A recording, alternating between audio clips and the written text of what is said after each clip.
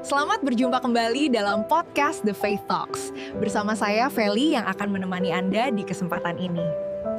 Nah, di episode sebelumnya kita pernah kedatangan Theo si anak bungsu. Kisah yang menarik ya.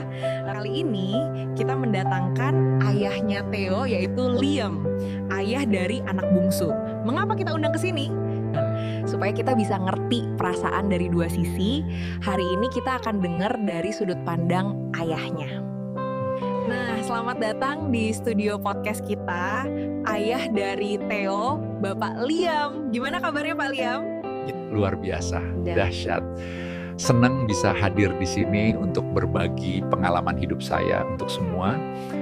Nah, saya mau ajak Pak Liam ini flashback kejadian saat Theo, anak bungsu Bapak, pergi keluar rumah.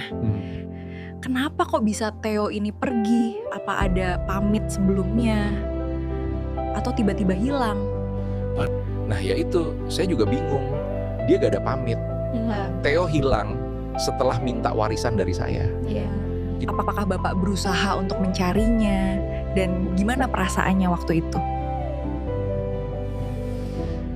Sudah lelah saya berusaha mencarinya, bertanya sana sini, ke tetangga-tetangga. Zaman sekarang enak ada media sosial.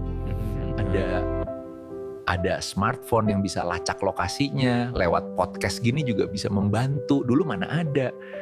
Waktu itu saya merasa kehilangan bagian dari diriku sendiri. Rumah terasa hampa, sepi tanpa kehadirannya. Tiap hari saya berdoa dan berharap Theo akan pulang. Saya menunggunya di depan rumah, berharap melihatnya dari jauh. Kalau ditanya apakah saya marah, sama sekali tidak. Karena saya percaya suatu saat Theo akan balik pulang. Nah, kemarin Theo cerita, waktu dia pulang justru dikasih jubah, cincin, pesta besar. Apa maksud dibalik semua itu? Iya, itulah perasaan saya waktu itu. Siapa yang gak happy waktu anaknya pulang? Saya berlari dan langsung peluk Theo. Theo balik dengan hati yang hancur. Dia ingin jadi budak saja. Hati saya hancur ketika mendengarkan Theo yang minta jadi budak saja. Saya peluk dia, saya kasih jubah terbaik, cincin terbaik, saya adakan pesta, dan saya katakan kamu masih anak saya.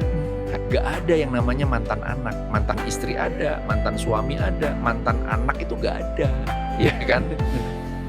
Nah, jubah itu bicara soal hidup yang baru.